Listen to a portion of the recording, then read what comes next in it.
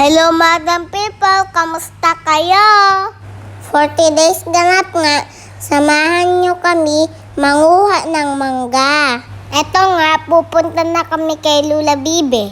Medyo nga malayo yung bahay ni na Lula Bibi kasa sa amin. Dahil ang bahay ni na Lula Bibi nasa bukid.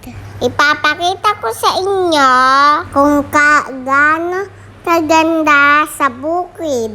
Tanawin pa lang maganda na. Pagawa lamang ang daan dito. Buti nga nagkaroon ng daan din eh. Dati kasi naglalakad lang kami paparoon kay Lula Bibi. Pag nasa bukid ka, tahimik at walang ingay. Charis! O diba, napakaganda ng flowers dito. Parang ako lang, Charis. Ano po bang klaseng bulaklak ito? Comment down below.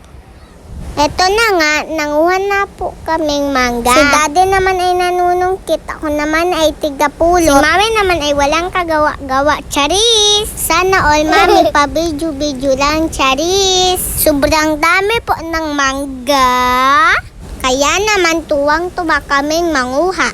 Pero hindi naman to sa amin. Nananawagan po ako sa may-ari na ako'y patawarin sa pagkuha ng mangga. Pero ako naman ay nagpaalam sa puno. Charis, pempeng ko, salampi ko.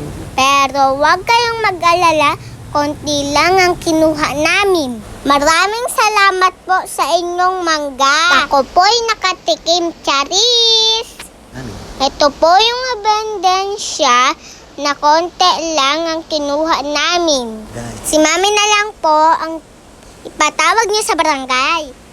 Bago ang lahat, lumaang iba, pakilike and share ang aming video. Maraming salamat sa inyong suporta. Mahal na mahal kayo ni Charis.